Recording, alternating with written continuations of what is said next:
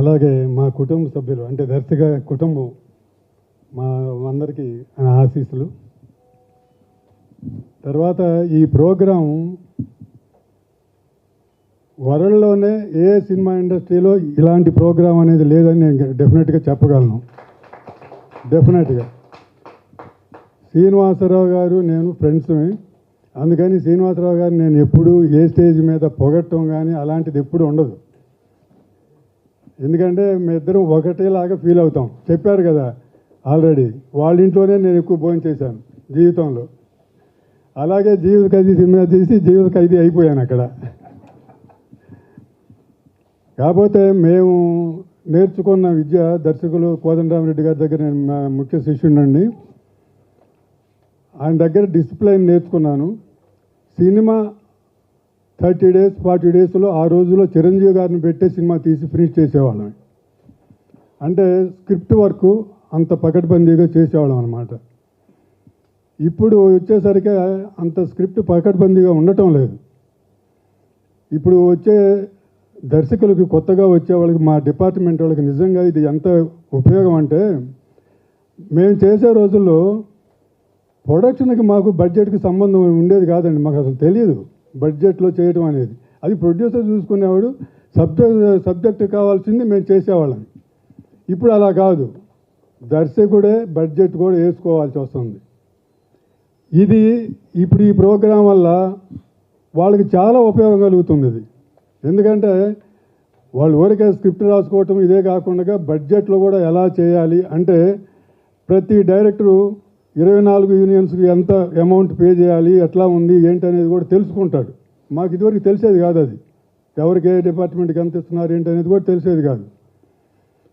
అలాగే ఇది ఎంత ఉపయోగం అంటే, ఇప్పుడు స్క్రిప్ట్ పర్ఫెక్ట్గా వస్తుందా రావట్లేదని చెప్పనేసి మా కుటుంబం కాబట్టి మేము ఏదైనా తప్పులు చేసినా కూడా దాన్ని సరిదిద్ది కరెక్ట్ చేస్తాం. అప్పుడు వాళ్ళు తెలుస్తుందన్నమాట.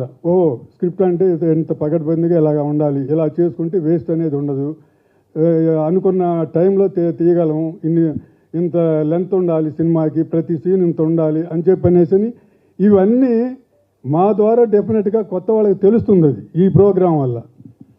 అంటే ఊరికేదో థియరీ చెప్పడం కాకుండా ప్రాక్టికల్గా సినిమా చేస్తున్నారు కాబట్టి అది చాలా ఉపయోగపడుతుంది.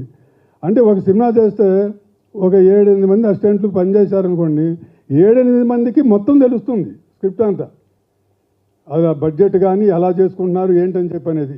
మామూలుగా ప్రైవేట్గా ప్రొడ్యూసర్ దగ్గర చేసేటప్పుడు ఇవన్నీ కింద వాళ్ళకి తెలియనిరండి. ఆ కో డైరెక్టర్, అసోసియేట్ డైరెక్టర్ వాళ్ళు చేసుకుంటూ వెళ్తుంటారు. కింద వాళ్ళకి ఏం తెలియదు. క్లాప్ కొట్టేవాడు క్లాప్ కొట్టడం అంతవరకే తెలుస్తుంది. ఇక్కడ మాత్రం అలా ఉండదు. A to Z అసిస్టెంట్లు అందరికీ మొత్తం కంప్లీట్గా తెలిసేటట్టుగానే ప్రోగ్రాం ప్లాన్ చేస్తాము. అలాగా చాలామంది డైరెక్టర్స్ వాళ్ళ ప్రతిభ చూపించుకోవడానికి ఉపయోగపడుతుంది. అయితే ఇది నిజంగా మరి మా ఫ్రెండ్ శ్రీనివాసరావు గారికి ఎందుకు ఆలోచన వచ్చిందో కానీ, ఆయన సినిమాలు తీస్తూ డైరెక్షన్ డిపార్ట్మెంట్ చేత వాళ్ళకి రెస్పాన్సిబిలిటీ వదిలిపెట్టి సినిమాలు తీయాలని చెప్పనేసి ఆయనకి ఎందుకు ఆలోచన వచ్చిందో నిజంగా గాడ్ గ్రేస్. మేమే ఎప్పుడు ఆలోచించుకోలేదు ఇలా అని చెప్పనేసి. ఆయనే సడన్గా ఆయనే చెప్పేశారు అన్నమాట. మరి అది ఎందుకు వచ్చింది ఐడియా మాకు అయితే తెలియదు.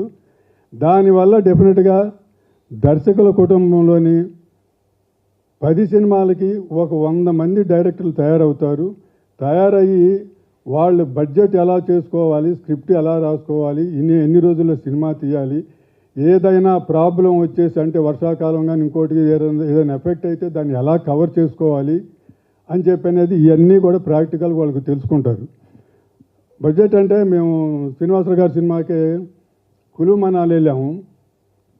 శోభనబాబు గారి హీరో, అది జీవిత ఖైదీకి. నేను 3 songs తీయాలండి, 10 రోజులు ప్లాన్ చేసుకొని వెళ్ళాను అవుట్డోర్. అక్కడికి వెళ్ళిన తర్వాత విపరీతమైన వర్షం, అసలు బయటకు వచ్చే ప్రశ్న లేదు. మేమున్న హోటల్కి సిటీకి కింద దిగటానికి ఒక 60 అడుగులు గోతి పడిపోయింది. అసలు అంటే ఇటు రావడానికి లేదు, అటు పోవడానికి లేదు. హోటల్ వాడు కూడా ఏం చెప్పాడంటే, ఇది అసలు బయట నుంచి ఏమీ రావటం లేదు, ప్రొవిజన్స్ ఏమి రావడానికి ఛాన్స్ లేదు, సో మీ ఫుడ్ కూడా లిమిటెడ్గా ఎంత పెడితే అంతే తిని ఉండాలి. ఆ పొజిషన్లో ఉన్నాం. లాస్ట్ 3 days కొంచెం దారి వచ్చేసింది, ఎండ వచ్చింది, చేసుకోవాల్సి వచ్చిందండి.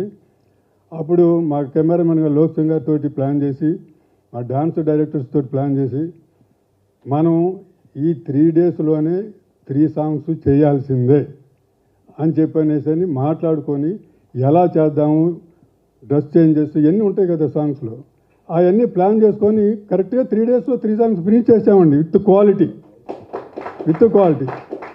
అందుకని ఇలాంటివన్నీ కూడా ఇప్పుడు ప్రాక్టికల్గా చేసేటప్పుడు కొత్త వాళ్ళకు కూడా తెలుస్తాయి. అందుకని ఇది మా కుటుంబానికి, మా దర్శక కుటుంబానికి ఇది ఎంతో ఉపయోగపడుతుంది. దీన్ని సద్వినియోగం చేసుకోవాల్సిందిగా మా కుటుంబ సభ్యులందరికీ చెబుతున్నాను. Thank you. ఈ కమిటీ సభ్యులు ఎవరైనా? ప్రసన్న గారు.